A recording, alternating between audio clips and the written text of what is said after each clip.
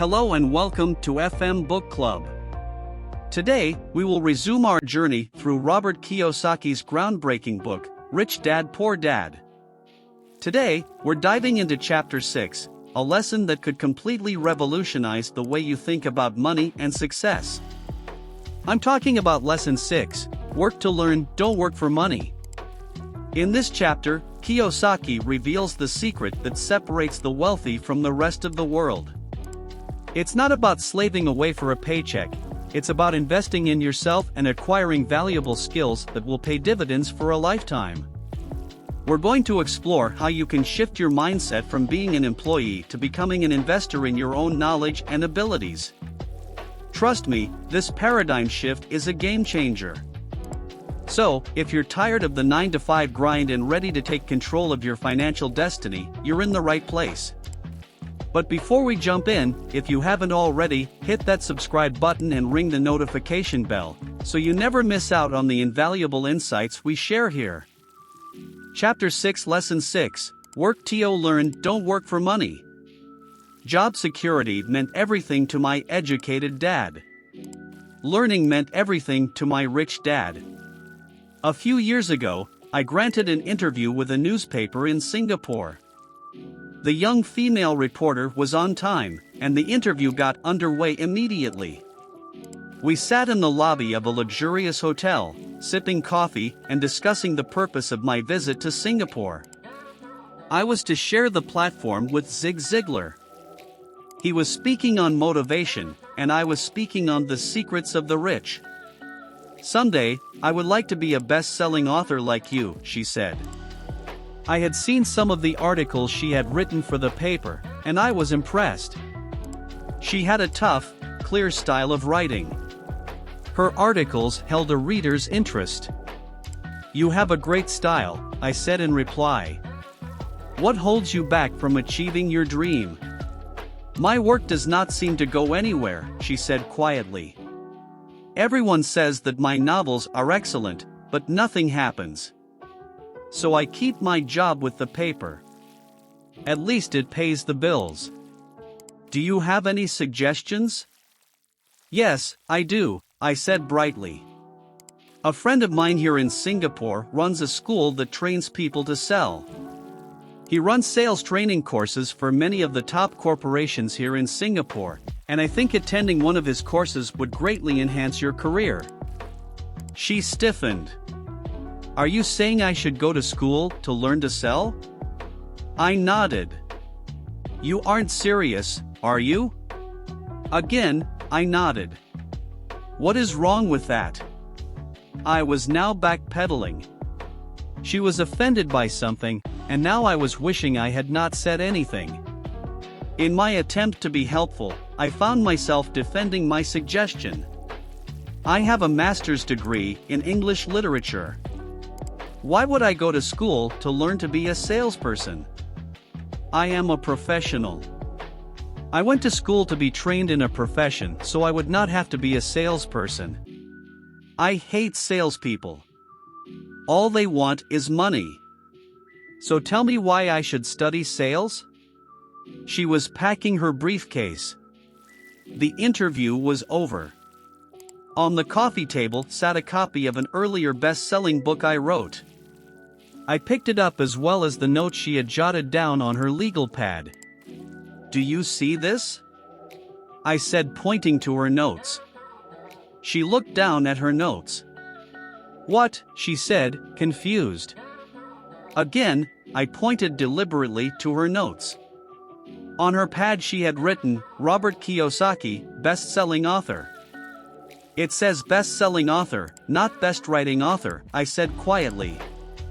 Her eyes widened. I am a terrible writer, I said. You are a great writer. I went to sales school. You have a master's degree.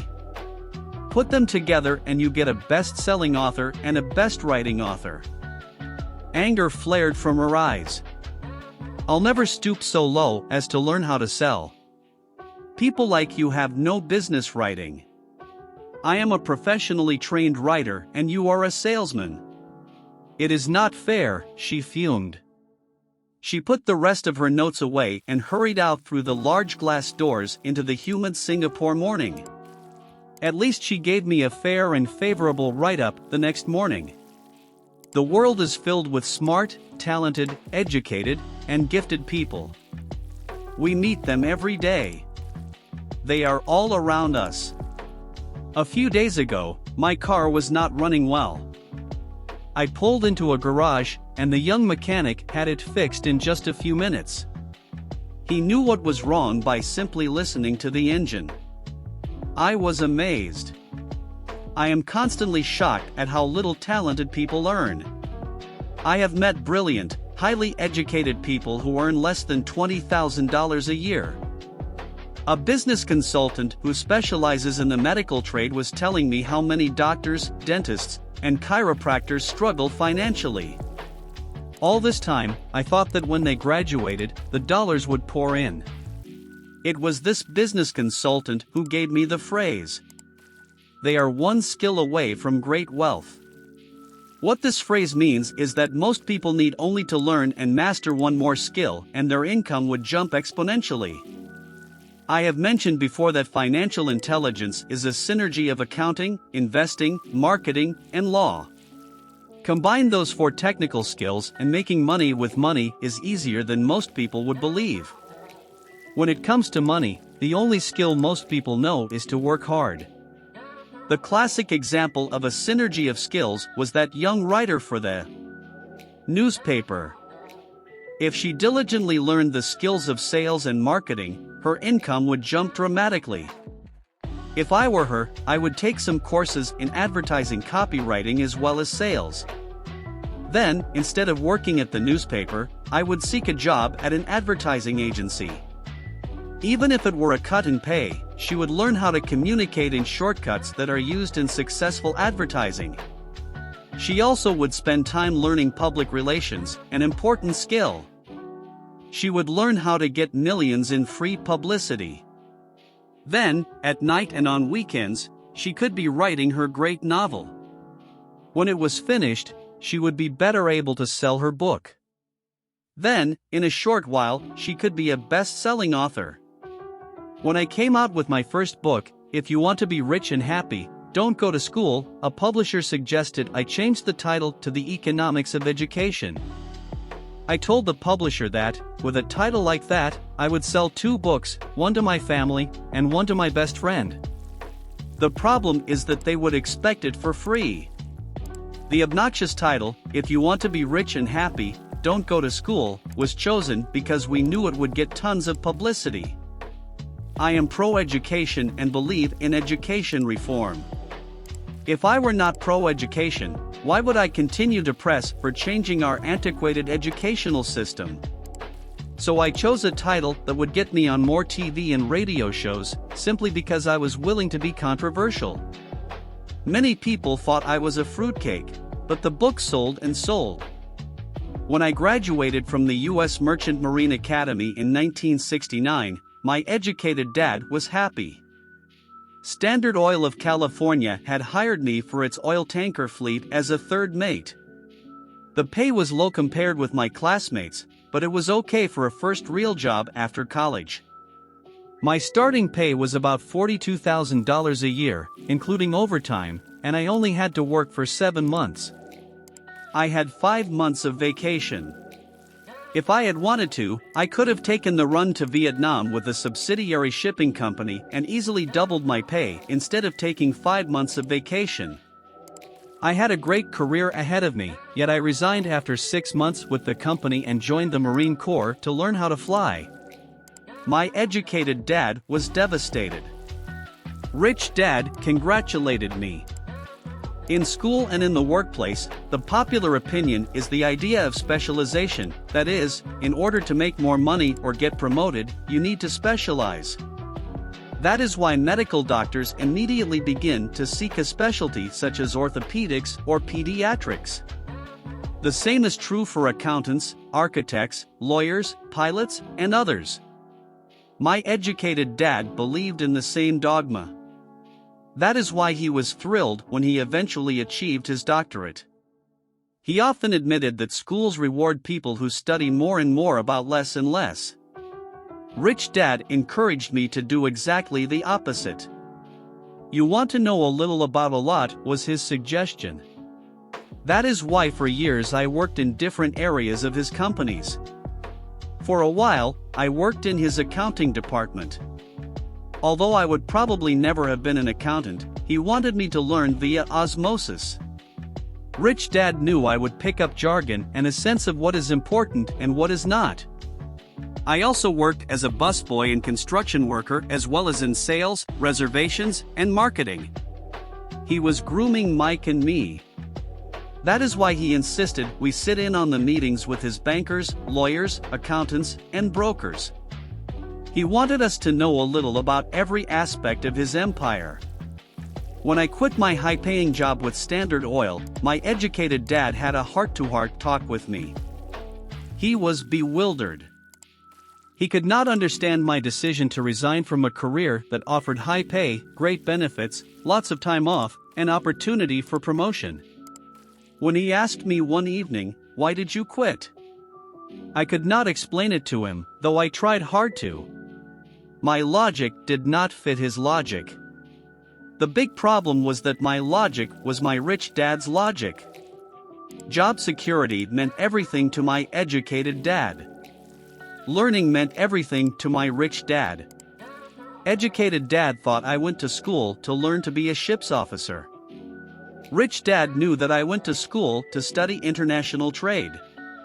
So as a student, I made cargo runs, navigating large freighters, oil tankers, and passenger ships to the Far East and the South Pacific.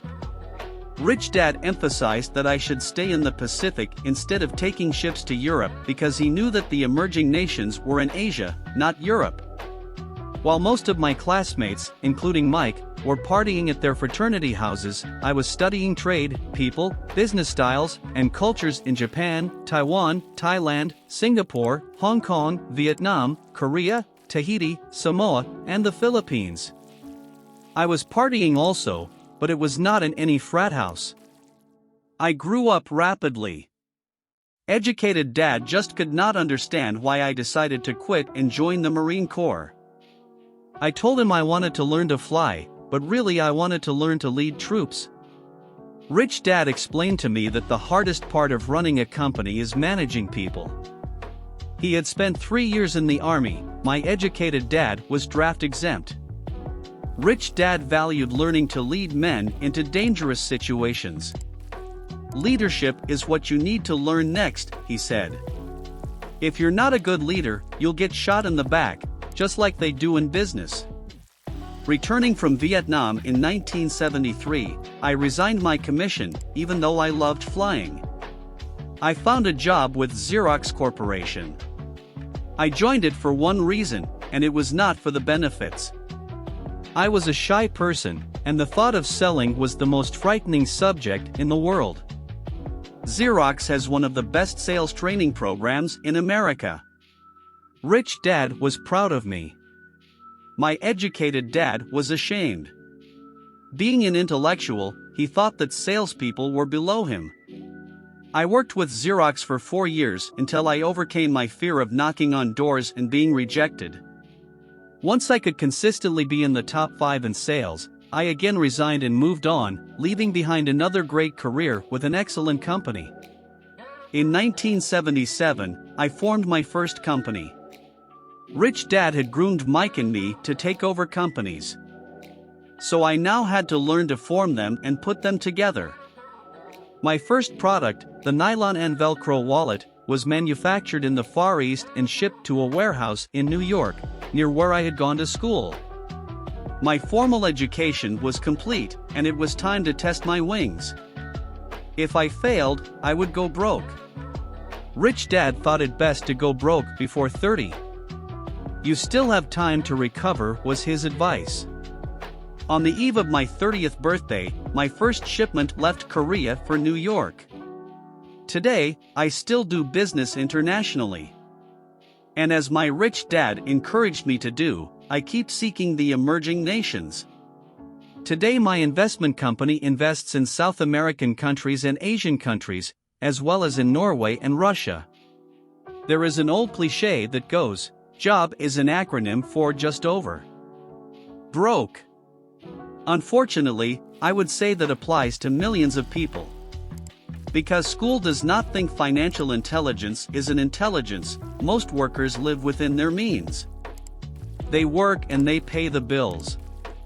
There is another horrible management theory that goes, workers work hard enough to not be fired, and owners pay just enough so that workers won't quit.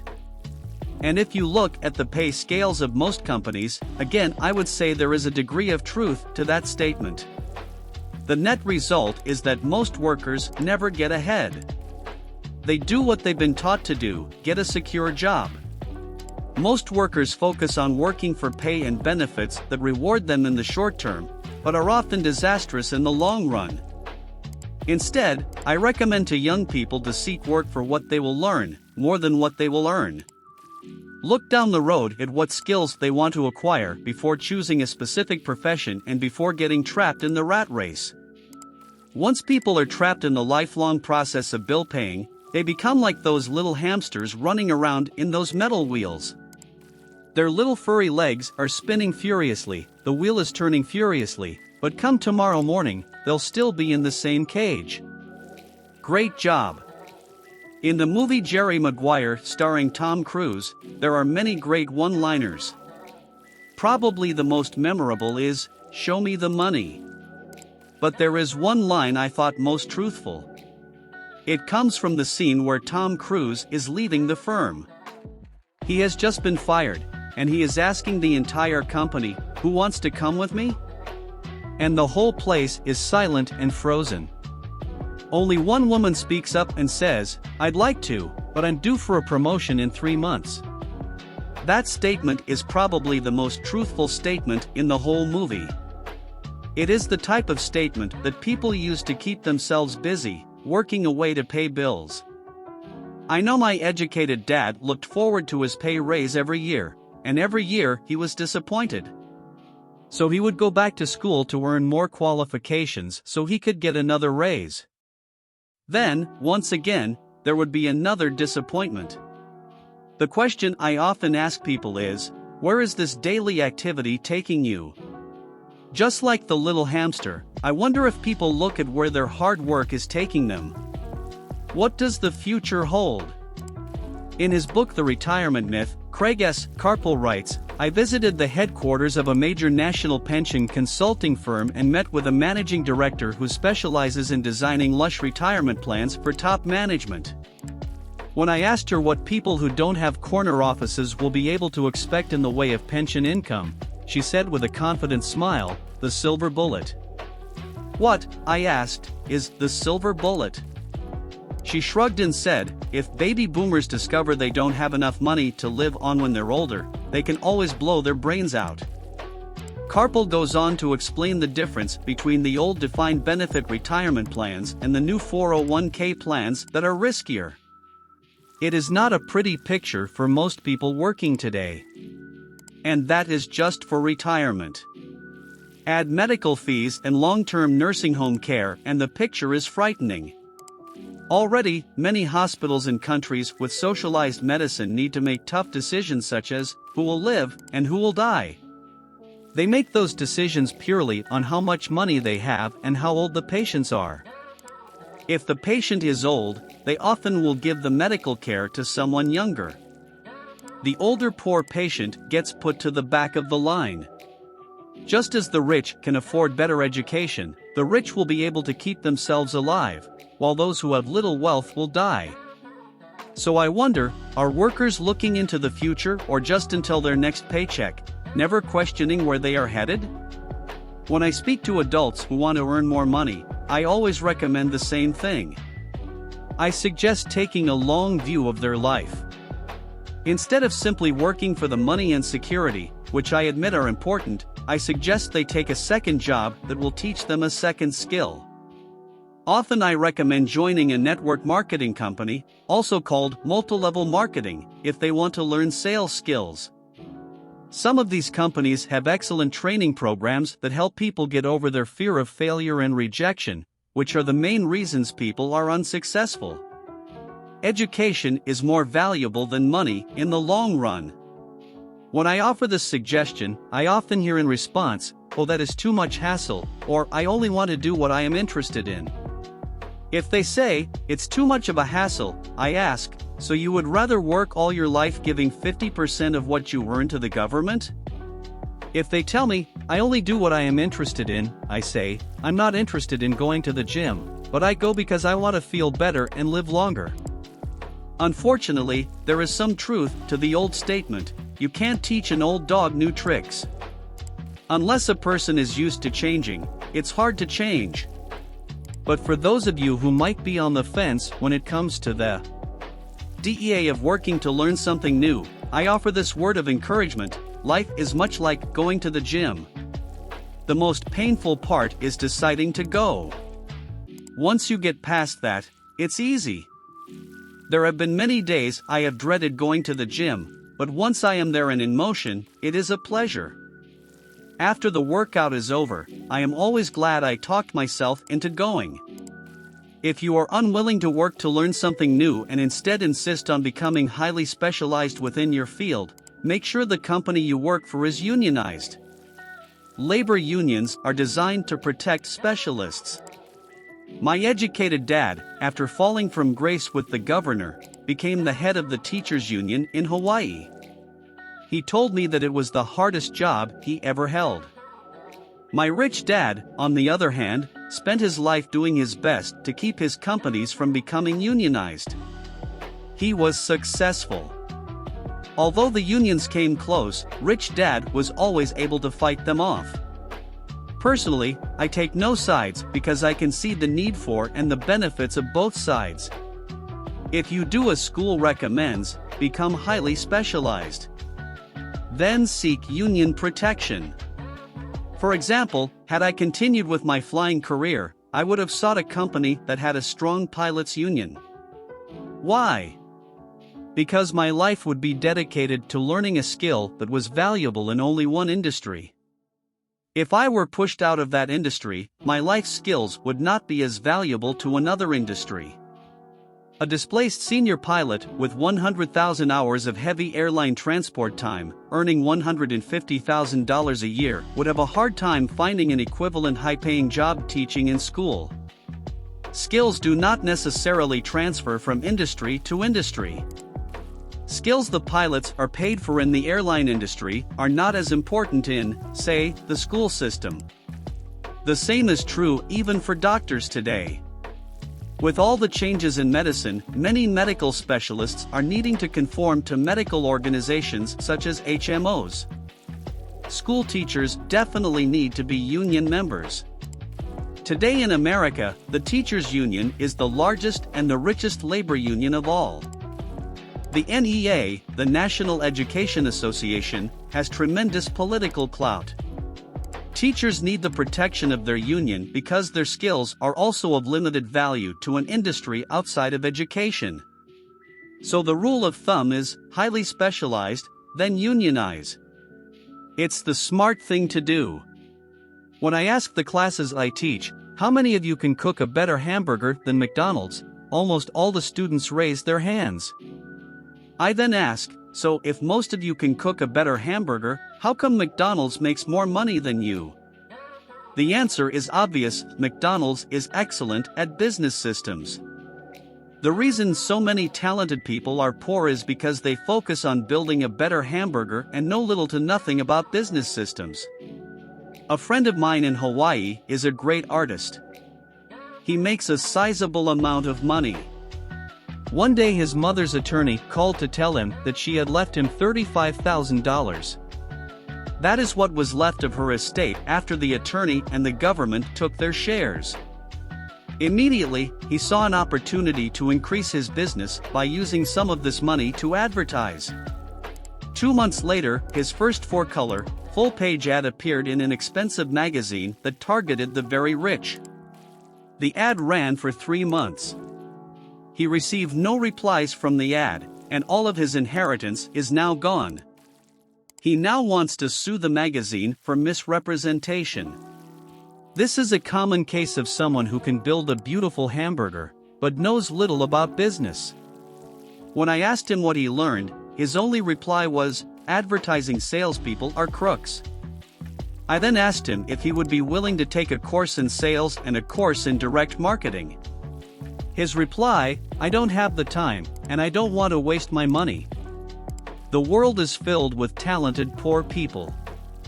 All too often, they're poor or struggle financially or earn less than they are capable of, not because of what they know, but because of what they do not know.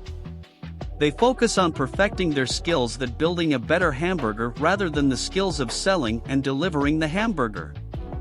Maybe McDonald's does not make the best hamburger, but they are the best at selling and delivering a basic average burger. Poor Dad wanted me to specialize. That was his view on how to be paid more. Even after being told by the governor of Hawaii that he could no longer work in state government, my educated dad continued to encourage me to get specialized. Educated Dad then took up the cause of the teachers' union, campaigning for further protection and benefits for these highly skilled and educated professionals.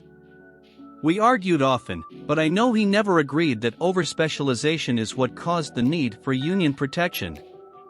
He never understood that the more specialized you become, the more you are trapped and dependent on that specialty. Rich Dad advised that Mike and I groom ourselves. Many corporations do the same thing. They find a young bright student just out of business school and begin grooming that person to someday take over the company. So these bright young employees do not specialize in one department. They are moved from department to department to learn all the aspects of business systems. The rich often groom their children or the children of others. By doing so, their children gain an overall knowledge of the operations of the business and how the various departments interrelate. For the World War II generation, it was considered bad to skip from company to company. Today, it is considered smart. Since people will skip from company to company rather than seek greater specialization in skills, why not seek to learn more than to earn? In the short term, it may earn you less, but it will pay dividends in the long term. The main management skills needed for success are: 1. Management of cash flow. 2. Management of systems. 3. Management of people. The most important specialized skills are sales and marketing. The ability to sell, to communicate to another human being, be it a customer, employee, boss, spouse, or child, is the base skill of personal success. Communication skills such as writing, speaking, and negotiating are crucial to a life of success. These are skills I work on constantly, attending courses or buying educational resources to expand my knowledge. As I have mentioned, my educated dad worked harder and harder the more competent he became. He also became more trapped the more specialized he got. Although his salary went up, his choices diminished. Soon after he was locked out of government work, he found out how vulnerable he really was professionally. It is like professional athletes who suddenly are injured or are too old to play. Their once high-paying position is gone, and they have limited skills to fall back on. I think that is why my educated dad sided so much with the unions after that. He realized how much a union would have benefited him. Rich Dad encouraged Mike and me to know a little about a lot. He encouraged us to work with people smarter than we were and to bring smart people together to work as a team. Today it would be called a synergy of professional specialties. Today, I meet ex-school teachers earning hundreds of thousands of dollars a year. They earn that much because they have specialized skills in their field as well as other skills. They can teach, as well as sell and market. I know of no other skills to be more important than selling and marketing. The skills of selling and marketing are difficult for most people, primarily due to their fear of rejection. The better you are at communicating, negotiating, and handling your fear of rejection, the easier life is. Just as I advised that newspaper writer who wanted to become a best-selling author, I advise anyone else today. Being technically specialized has its strengths as well as its weaknesses. I have friends who are geniuses, but they cannot communicate effectively with other human beings and, as a result, their earnings are pitiful. I advise them to just spend a year learning to sell. Even if they earn nothing, their communication skills will improve. And that is priceless. In addition to being good learners, sellers, and marketers, we need to be good teachers as well as good students. To be truly rich, we need to be able to give as well as to receive. In cases of financial or professional struggle, there is often a lack of giving and receiving. I know many people who are poor because they are neither good students nor good teachers. Both of my dads were generous men. Both made it a practice to give first. Teaching was one of their ways of giving. The more they gave, the more they received. One glaring difference was in the giving of money. My rich dad gave lots of money away. He gave to his church, to charities, and to his foundation. He knew that to receive money, you had to give money. Giving money is the secret to most great wealthy families. That is why there are organizations like the Rockefeller Foundation and the Ford Foundation. These are organizations designed to take their wealth and increase it, as well as give it away in perpetuity. My educated dad always said, "When I have some extra money, I'll give it." The problem was that there was never any extra. So he worked harder to draw more money in, rather than focus on the most important law of money: give, and you shall receive. Instead, he believed in, receive, and then you give. In conclusion, I became both dads. One part of me is a hardcore capitalist who loves the game of money making money. The other part is a socially responsible teacher who is deeply concerned with this ever-widening gap between the haves and have-nots. I personally hold the archaic educational system primarily responsible for this growing gap. And there you have it, folks. Chapter 6, Lesson 6, Work to Learn, Don't Work for Money. I hope you found this as eye-opening as I did. Remember, the true wealth lies in the knowledge and skills you acquire. So, take the lessons from this chapter to heart and start investing in yourself. If you've got any questions or want to share your thoughts, drop them in the comments below. I love hearing from you all. And if you haven't already, make sure to hit that subscribe button and join our community of like-minded individuals on the path to financial success. Thanks for being here with me today. Stay tuned for more incredible insights from Rich Dad Poor Dad. Until next time.